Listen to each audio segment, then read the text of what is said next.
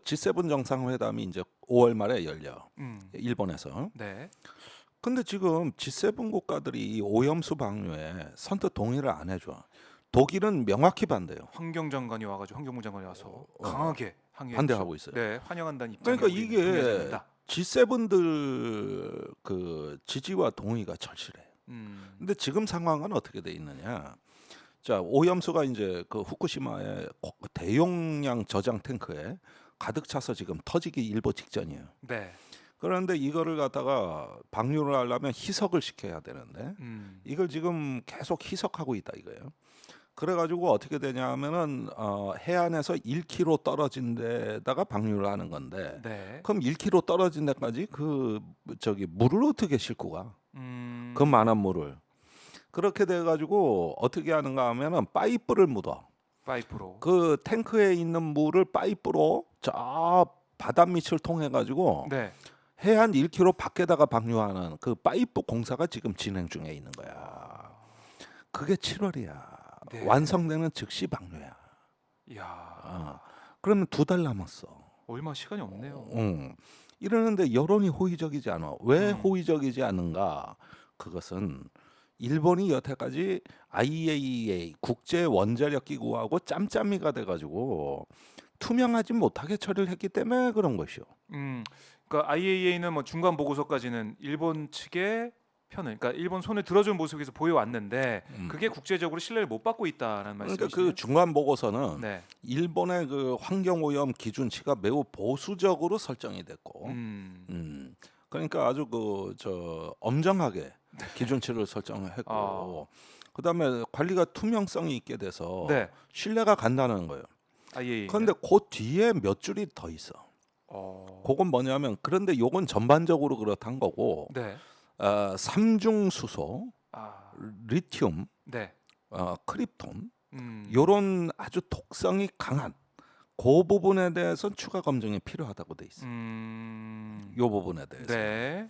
그러니까 대체로 인정해 주기는 하되 조금 더 보완하라는 뜻이요. 아. 그런데 그 직후에 우리 정부 입장이 나왔는데 그게 뭐냐면 IAEA의 권위를 존중한다요. 그러니까 이걸 보고 기시다는 이제 와가지고 야 이거 시간도 얼마 남았고 G7도 분위기가 안 좋은데 한국이 네. 시찰단을 보내라. 아. 그래가지고 한번 둘러보고 둘러보고 그다음에 뭐 문제 없다. 그러니까 말하자면 네. 이제 저기 그 둘러리 하나를 세워야 돼. 내 편을. 이게 급해진 거예요. 이 그래도 문제가 이웃 제일 나라가 들러있어 주면 더 좋은 거고. 그런데 여기서 네. 기자회견을 보고 내가 꼭지가 돌아버린 게 바로 그거예요. 또 화나셨어요? 화만 자꾸 내서 미안해. 예. 그러는데 다 마찬가지입니다 지금. 이거를 기시다 총리가 기자회견에서 뭐라 그랬냐? 네. 한국 정부의 시찰단을 허용해 주겠다는 거야. 그러니까 무슨 얘기냐 하면 우리는 인접 국가로서 만약에 방사능 피해가 있다면 그 피해 당사국이에요. 그렇죠. 그다음에 우리 주권이 있어요. 네. 우리가 뭘 요구해서 수용하기로 했다. 이게 아니고 한국에 우리가 이렇게 문 열어주고 네. 허용해주는 거. 그러니까 일본이 우리한테 베푸는 하나의 시혜이자 특혜가 된 거야. 이것도 자존심 상해. 그러니까 이때 또 감사합니다가 나가야 되는 거야. 예. 그러니까 요걸 그러니까 일본이요. 예. 굉장히 치밀한 나라입니다.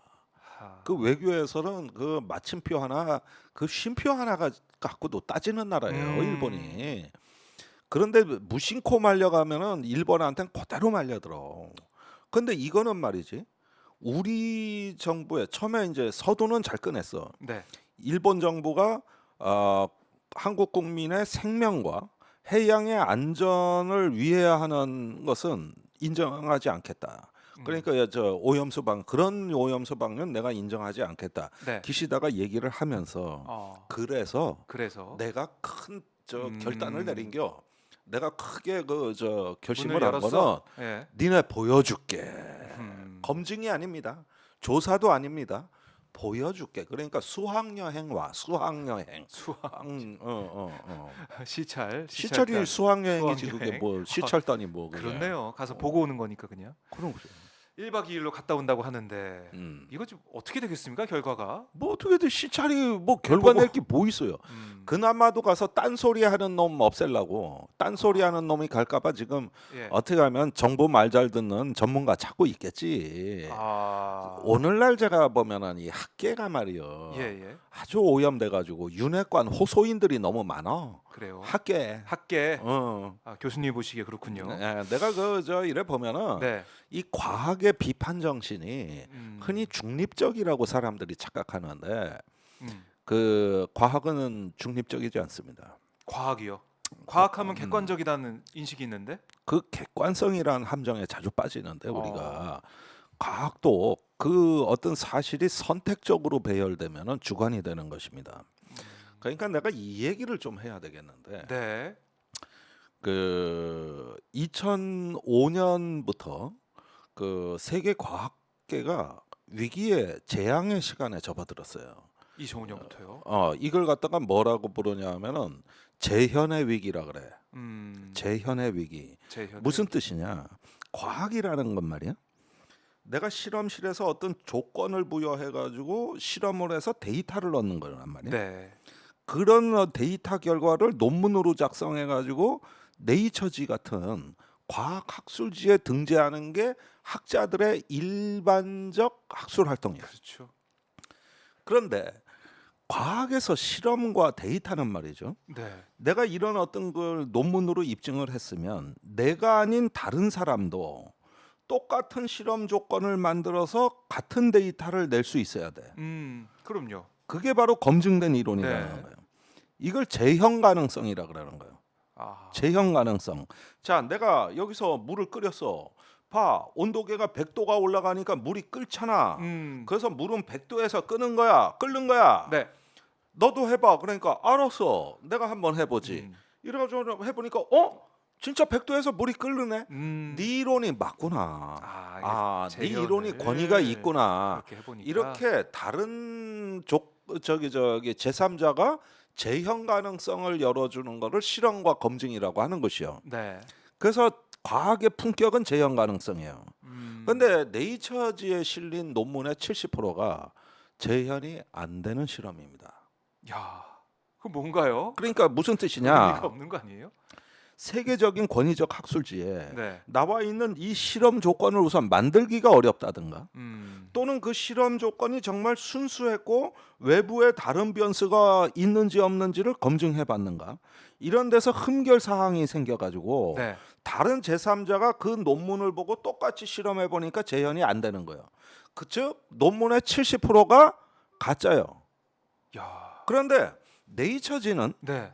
이런 부분에 대해서 학문적인 엄격한 기준을 갖고 논문을 등재해야 하는 것이 아니라 센세이셔널한 논문을 선호해.